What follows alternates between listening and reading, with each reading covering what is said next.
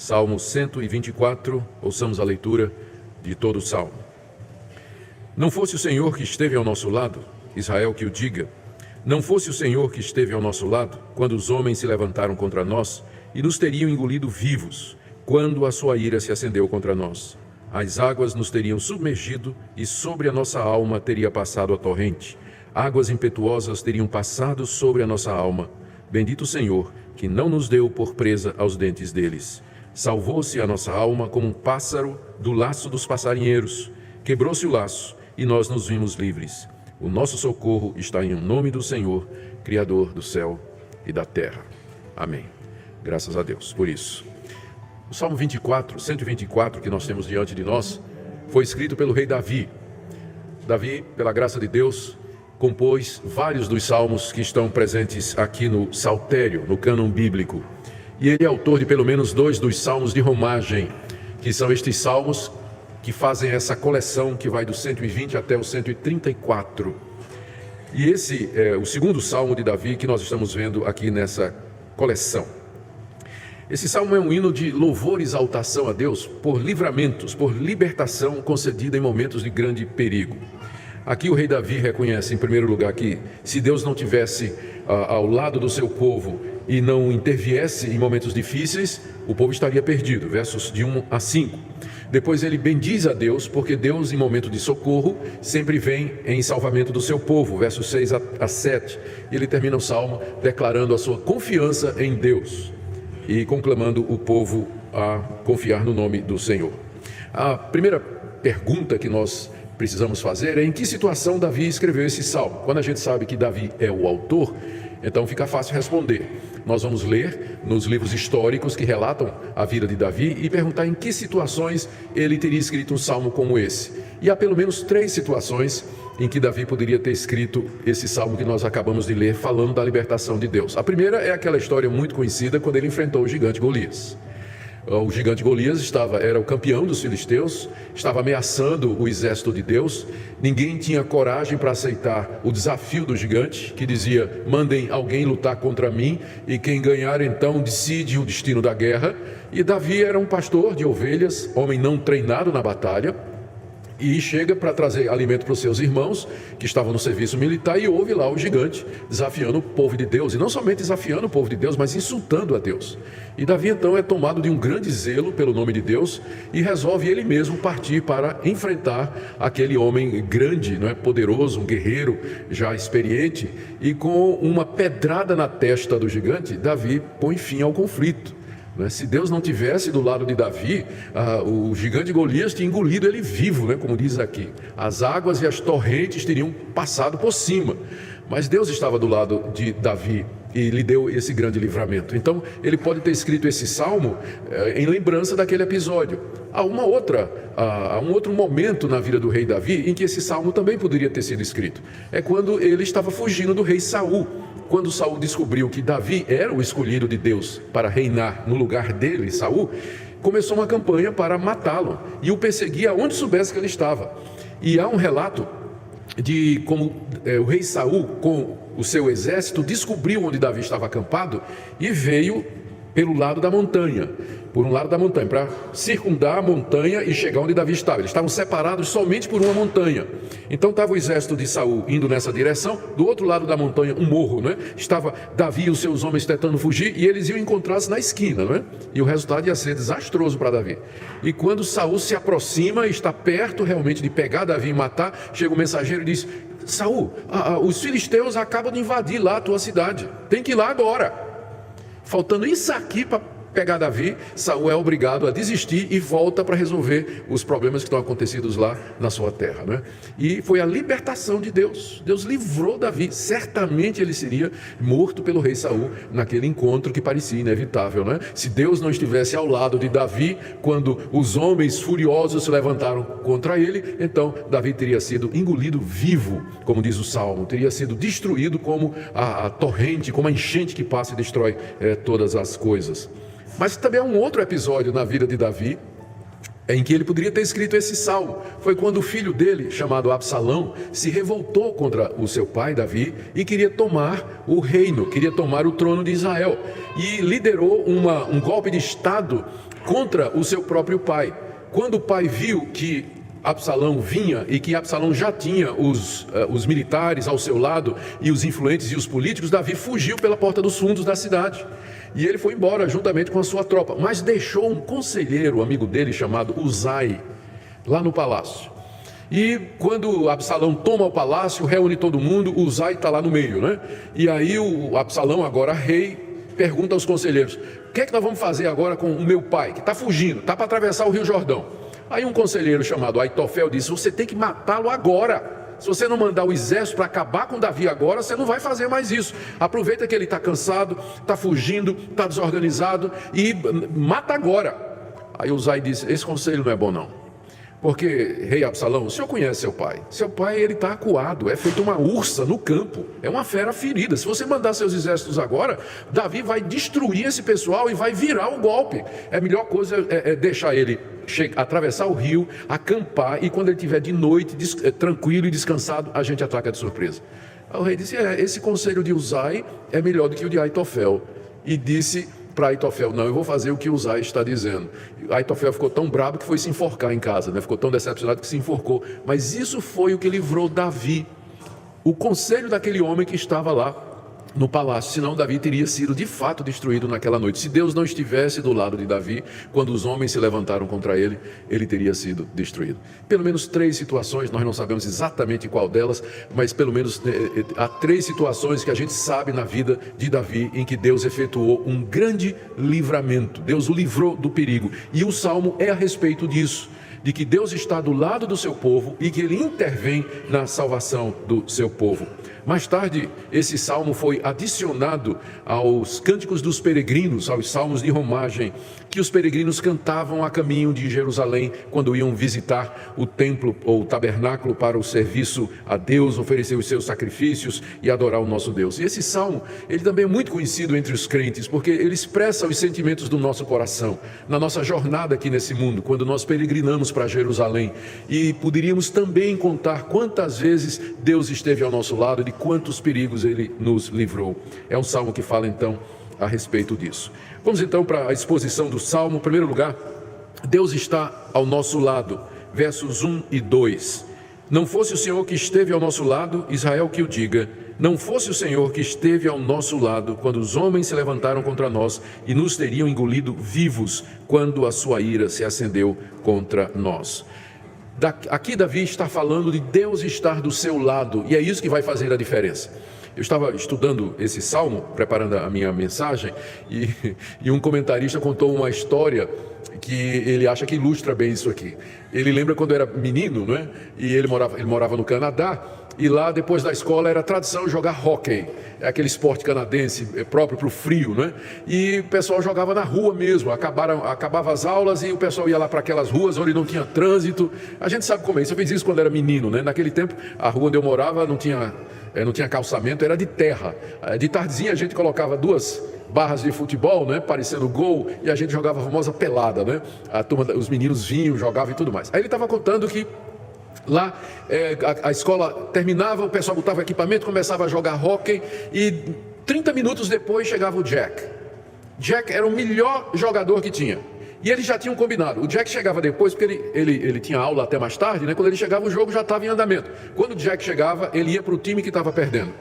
E não importava de quanto o time estivesse perdendo e que time estava perdendo. Quando o Jack entrava, o jogo acabava com vitória para o lado de Jack. Não fora Jack que estivesse ao lado do time, eles teriam perdido completamente. Jack era o salvador de todo o time perdido naquele jogo. Então ele diz que isso aqui ilustra muito bem o que Davi está dizendo aqui. Se Deus não estiver do nosso lado, nós estamos perdidos. Estamos perdidos. É porque Ele está do nosso lado que nós somos libertados, que nós somos livres de situações de perigo, de calamidade, de crises, né, que nós vamos demonstrar aqui. Isso Deus ao nosso lado nada mais é do que uma forma de expressar aquilo que na Bíblia e na teologia nós chamamos de a doutrina da aliança, a doutrina do pacto. Que Deus fez uma aliança com o seu povo, de entre a humanidade, Deus escolheu aqueles que são seus, com eles fez uma aliança selada no sangue de Jesus, prefigurada pelo sangue dos animais no tempo do Velho Testamento. E nessa aliança Deus diz: eu sou o Deus de vocês e vocês são o meu povo, eu estou do lado de vocês. Isso significa então, em termos práticos, que Deus age em nosso favor, e isso significa que Ele nos liberta de perigos, que Ele nos livra não somente de situações de risco materiais, mas mais ainda, situações de risco espiritual. Ele nos protege, Ele nos corrige, Ele nos sustenta, Ele nos guia aqui nesse mundo, porque Ele é o nosso Deus e somos o seu povo, Ele está do nosso lado. É por isso que o apóstolo Paulo, lá em Romanos capítulo 8, ele diz assim: se Deus é por nós, quem será contra nós? O Senhor está do nosso lado por conta da aliança. Lembre que que Deus está do nosso lado não por causa de méritos nossos, não porque nós somos melhores do que qualquer outra pessoa, não porque você particularmente é melhor e tem mais méritos do que qualquer outra pessoa, mas pela misericórdia de Deus, pela graça de Deus, pela aliança que Ele fez com seu Filho Jesus Cristo, porque Jesus morreu e derramou seu sangue pelo povo de Deus, por isso Deus está do nosso lado. E essa é a doutrina fundamental do cristianismo.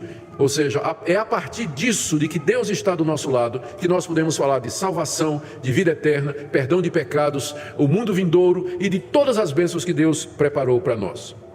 Nos versos 3 a 5, Davi diz o que é que aconteceria se Deus não estivesse do nosso lado. 1 e 2, ele está dizendo: Deus está do nosso lado. 3 a 5 ele diz: se Ele não estivesse, veja o que é que aconteceria. Final do verso 2: não fosse o Senhor que esteve ao nosso lado, quando os homens se levantaram contra nós, nos teriam engolido vivos. Quando a sua ira se acendeu contra nós, as águas nos teriam submergido e sobre a nossa alma teria passado a torrente, águas impetuosas teriam passado sobre a nossa alma.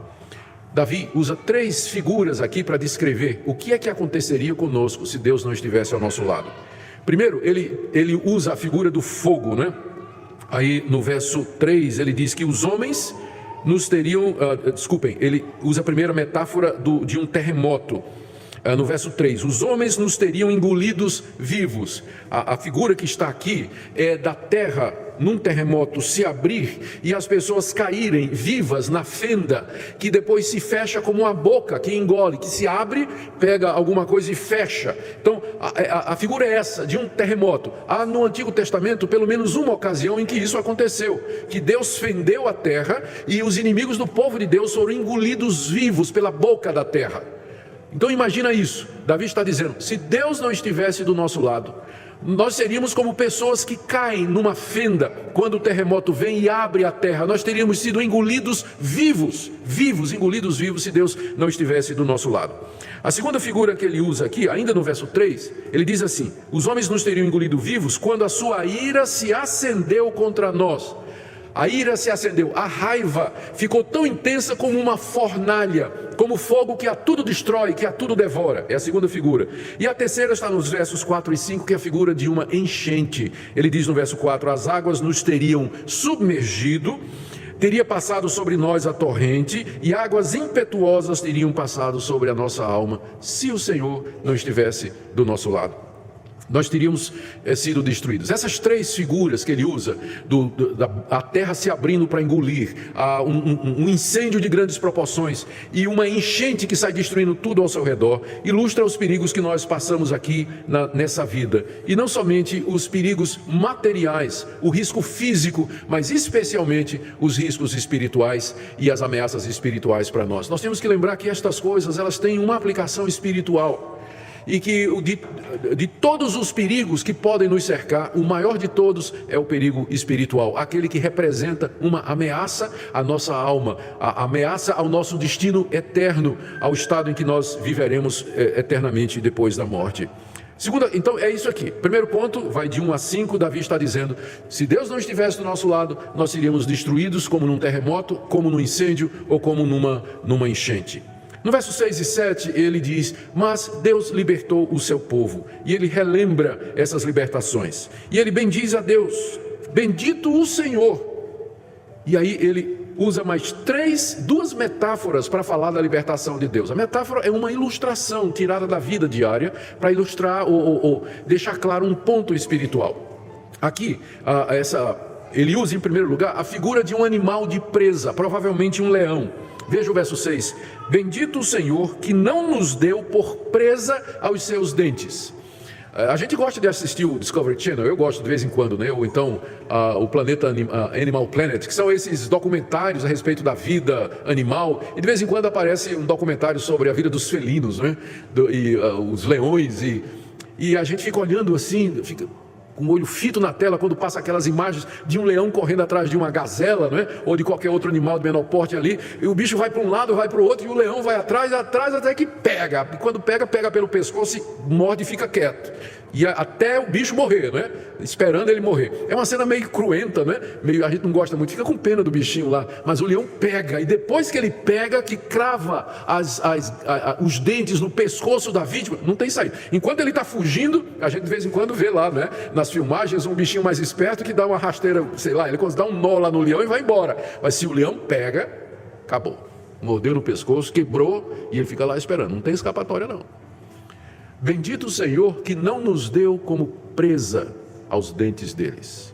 A salvação de um animal daquele era praticamente impossível. E Davi sabia disso, porque várias vezes ele livrou o seu rebanho de um urso, de um leão. Ele sabia o que é que um leão e um urso poderiam fazer quando pegasse um animal do rebanho. Era uma salvação impossível, mas bendito seja Deus que não deixou que fôssemos destruídos pelas presas do oponente. A segunda figura que ele está usando aqui é de uma armadilha de pássaros. Verso 7. Salvou-se a nossa alma como um pássaro do laço dos passarinheiros, quebrou-se o laço e nós nos vimos livres. Quando eu era menino, morava no interior do Ceará, na região do Cariri. Meu pai tinha uma fazendinha onde tinha, pulando a cerca, do outro lado do vizinho que nunca aparecia, tinha uma lagoa, onde vinha muito passarinho. E uma das maneiras que a gente tinha de pegar passarinho era pegar um galho de árvore seco e colocar visgo de jaca. Não é? O visgo da jaca verde, ele é pegajoso, é uma cola, não é? Então a gente, né, untava aquele galho de visgo e subia na árvore que ficava à beira da lagoa, né? E lá colocava bem visível aquele galho ali e a gente ficava esperando. E chegava um passarinho para beber água, pousava no galho, acabou-se. Ele ficava preso pelo visgo da jaca. Ele tentava fugir e não fugia. E o que a gente fazia? Era só subir na árvore e catar o passarinho vivo, né? Estava preso. Então eu peguei muito passarinho. O Ibama, por favor, não grava não. O Ibama não pode saber dessas coisas. Então quando eu era menino, eu peguei muito passarinho. Ele pousou no galho, estava perdido.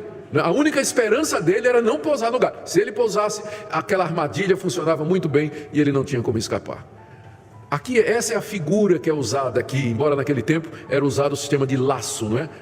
Se preparava um laço, uma espécie de armadilha que pegava o bicho desprevenido, alguma isca ou coisa dessa natureza, mas o ponto é o mesmo. Uma vez que o caçador, ele pegou o pássaro, não tem saída. Mas aqui Davi fala que Deus o livrou como um pássaro que escapa da armadilha. Ele fala aqui que quebrou-se o laço e nos vimos livres. Quem é que quebrou o laço? É Deus, naturalmente. A interferência de Deus numa situação que parecia impossível, que não tinha saída, não tinha luz no fim do túnel. Como um animal preso na boca de um leão, como uma ave que está presa no laço, Deus então intervém e naquilo que parecia impossível vem a libertação. E por isso Davi diz: bendito seja Deus, Deus deve ser bendito. Ele termina no verso 8 dizendo, e a conclusão de tudo isso, depois de refletir sobre tudo isso, usando essas figuras, né, do dia a dia que ilustram muito bem esse ponto, ele conclui: da única forma possível, o nosso socorro está em o nome do Senhor, Criador dos céus e da terra. Essa é a conclusão então que a gente chega, quando a gente olha para trás, quando nós vemos os livramentos que Deus nos deu, quando nós lembramos da doutrina da aliança, que Deus está do nosso lado, lembramos das suas grandes e gloriosas promessas, como Ele é fiel, então nós não podemos chegar a nenhuma outra conclusão a não ser essa, que o nosso socorro aqui nessa vida e para a vida futura está somente no nome daquele que é o Criador dos céus e da terra. É por isso que Ele pode fazer essas interferências, é por isso que Ele pode atender orações, é por isso que Ele pode resolver casos impossíveis, porque Ele é o Criador dos céus e da terra, tudo lhe obedece. tudo lhe obedece, tudo está debaixo do seu controle. Não há ninguém acima dele, não há ninguém que possa contestar a vontade dele ou fazer aquilo que ele não queira que seja feito. Por isso, o nosso socorro não está nos homens, não está nas pessoas, embora Deus possa usar as pessoas para nos ajudar, mas a gente sabe que por detrás de toda providência, de todo livramento, de toda ajuda, de todo socorro, está o nome do Senhor, que fez os céus e a terra. O nosso socorro está no nome do Senhor, que fez os céus e a terra. Terminamos então perguntando, irmãos, o que é que esse salmo nos ensina? E eu queria alinhar aqui 3 ou 4 pontos. O primeiro é que nós enfrentamos muitos perigos e situações de risco aqui na nossa jornada nessa vida. Está errada aquela teologia que diz que porque Deus está ao nosso lado, nada de ruim vai nos acontecer, nenhum perigo vai acontecer conosco. Não. O fato de que Deus está no nosso lado não quer dizer que Ele vai impedir ou então que Ele vai fazer com que tudo, que a nossa vida seja uma vida super tranquila, sem problemas, sem dificuldades. Não. Mesmo que Deus esteja ao nosso lado aqui nesse mundo, nós sofremos violência das pessoas, adoecemos, passamos por crises de relacionamento e tantas outras coisas, não é? E especialmente aqui nesse mundo nós estamos sujeitos a muitos perigos espirituais que, num certo sentido, são muito mais graves do que esses perigos temporais. Nós corremos o risco de cair em pecado, de esfriar no relacionamento com Deus, de sermos tentados e oprimidos pelo diabo, de sofrer hostilidade no mundo. A nossa vida é cercada de ameaças aqui nesse mundo. Mas nós podemos e devemos clamar ao nosso Deus em todas as situações, lembrando do que diz o Salmo 124. Segunda coisa que nós podemos lembrar aqui, lendo esse Salmo: nem sempre Deus nos liberta, retirando as ameaças e os perigos físicos e temporais. Queridos, Deus estar ao nosso lado significa que Ele vai fazer sempre aquilo que é melhor para nós. E aquilo que é melhor para nós nem sempre é livrar a gente de sofrimento, de dor e de angústia aqui, porque é através dessas coisas que Deus obtém o fim maior, que é formar o nosso caráter, é nos fazer semelhante ao Senhor Jesus Cristo. Porque Ele está ao nosso lado, a doença, a dificuldade financeira, as ameaças, elas não vão nos destruir, mas elas vão nos fazer melhores, crentes maduros, crentes espirituais, e vão nos desapegar dos amores desse mundo e vão nos fazer desejar mais o reino vindouro e as coisas de Deus. O bem maior que Deus quer para nós nem sempre está na segurança financeira, na saúde física, no bem-estar desse mundo aqui, mas é Deus usando tudo isso para o nosso bem. Exemplo, apóstolo Paulo, 2 aos Coríntios, capítulo 12, espinho na carne. 3 vezes ele diz: Deus, tira de mim essa dor, tira de mim essa humilhação. Resposta de Deus: não e não, porque a minha graça te basta. Não fora Deus que estivesse ao lado do apóstolo Paulo, aquele espinho na carne o teria destruído.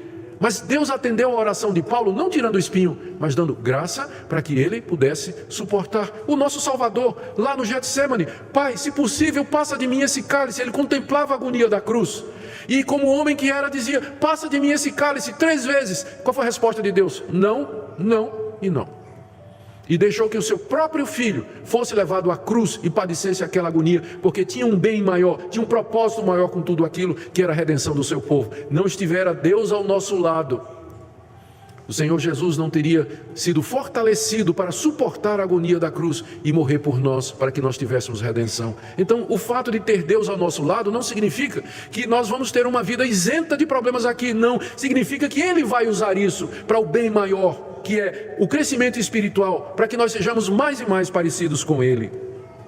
A última coisa que eu queria dizer aqui é que a libertação maior de todas, e esse ponto é uma decorrência do primeiro, não é? desse último que eu acabei de falar, a libertação maior de todas que Deus pode nos dar é dos perigos eternos e espirituais. É Deus quem nos livra de Satanás. Não é interessante que no Novo Testamento essas metáforas que eu citei aqui, elas são aplicadas a Satanás?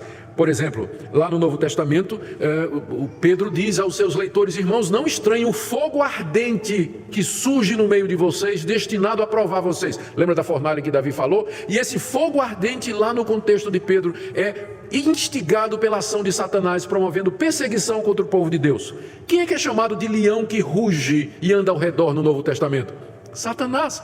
De quem é dito: cuidado com as astutas ciladas e armadilhas de Satanás. Então todas essas figuras, elas aparecem no Novo Testamento e são aplicadas a Satanás, que é o inimigo de nossas almas. Ele é que arma o laço, ele é que é o leão da presa, ele é que vem com esse incêndio, ele que quer passar essa torrente em cima de nós. E Deus nos livra aqui nesse mundo do nosso inimigo, Satanás, o inimigo das nossas almas, que nos tenta, que nos quer oprimir, que nos quer derrubar e que nos quer afastar do nosso Deus. Se Deus não estivesse do nosso lado, nós já teríamos sido destruídos completamente pelo diabo e seus anjos, pelos demônios, pelos espíritos malignos que estão ao nosso redor. Deixe-me ler aqui para vocês como essa passagem ela é entendida pelo apóstolo Paulo, Romanos capítulo 8. O primeiro disse que era 11, depois 10, 9, até que cheguei em 8, né? É que é 8 mesmo. Depois de fazer uma exposição da obra da redenção e como Deus nos livra da condenação, olha o que é que Paulo diz. Parece que ele está vendo o Salmo 124 diante dele. Romanos capítulo 8, verso 31. Que diremos, pois, à vista destas coisas? Se Deus é por nós, quem será contra nós? Aquele que não poupou seu próprio filho, antes por todos nós o entregou, porventura não nos dará graciosamente com ele todas as coisas? Quem intentará acusação contra os eleitos de Deus? É Deus quem os justifica, Ele está do nosso lado. Quem os condenará? É Cristo Jesus que está do nosso lado. Quem morreu, ressuscitou, está à direita de Deus e intercede por nós. Quem poderá nos separar do amor de Cristo? Tribulação, angústia, perseguição, fome, nudez ou perigo ou espada? Como está escrito, por amor de ti, somos entregues à morte o dia todo, fomos considerados como ovelhas para o matador, ou a figura aqui, mais uma vez, da vítima na mão daquele que o quer matar. Em todas essas coisas, porém, nessas situações de ovelha para o matadouro, somos mais que vencedores por meio daquele que nos amou. Veja só a conclusão. Estou bem certo de que nem a morte, nem a vida, nem os anjos, nem os principados, nem as coisas do presente, nem do porvir, nem os poderes, nem a altura, nem a profundidade, nem qualquer outra criatura poderá nos separar do amor de Deus que está em Cristo Jesus, nosso Senhor. Meu irmão, minha irmã, Deus está do nosso lado por causa de Cristo, por causa do que Cristo fez na cruz. É Cristo que morreu, ressuscitou, está à direita de Deus e intercede por nós. Por isso, nessa manhã, eu queria que você se levantasse da tristeza em que você se encontra, que você abandonasse a mágoa, o medo, o temor do futuro, a ansiedade pelas coisas, que você lembre das promessas de Deus, que Ele está ao nosso lado e que esse partidarismo de Deus ao nosso favor é baseado no sangue de Cristo que foi derramado na cruz do Calvário por você e por mim, e que nada vai nos separar do amor de Deus, que essa tribulação que você está passando, essa angústia que você está passando, esse momento difícil que você está passando, Deus vai santificar estas coisas pela sua providência para o seu bem. E nisso não quer dizer que Ele deixou de estar ao seu lado. Nada pode mais separar-nos do amor de Deus que está em Cristo Jesus. Por isso todas as coisas cooperam para o bem daqueles que o amam. Que nessa manhã você tenha esperança, renove a alegria e louve a esse Deus, cante a esse Deus e diga a esse Deus: eu quero viver para o teu louvor, porque pelo teu grande amor e misericórdia, Cristo Jesus morreu e me livrou do maior de todos os perigos, a condenação eterna que os meus pecados com justiça mereciam. Por isso eu canto e celebro o teu nome nesta manhã, Senhor. Que assim seja, meus irmãos. Oremos. Ó Deus, te damos graças porque o Senhor está ao nosso lado, está ao lado do teu povo, e nada poderá nos separar do teu amor. Te damos graças pela obra completa de Cristo, e que através dela nós somos livres do laço do passarinheiro, da presa do leão, da fornalha ardente, do terremoto que engole e da torrente que destrói. Te damos graças porque o Senhor nos preservará e nos conservará para o teu reino, aquele reino que se aproxima, o mundo vindouro que se achega a cada dia, quando o Senhor então estabelecerá a justiça e a paz finalmente aqui nesse mundo. Eu oro por aqueles que me ouvem nesta manhã, que o Senhor fale ao seu coração, que o Senhor os console, e se alguém aqui nesta manhã que ainda não entendeu o Evangelho, que ele possa ficar claro nesta manhã pelo teu Espírito Santo. É o que nós te pedimos em nome de Jesus.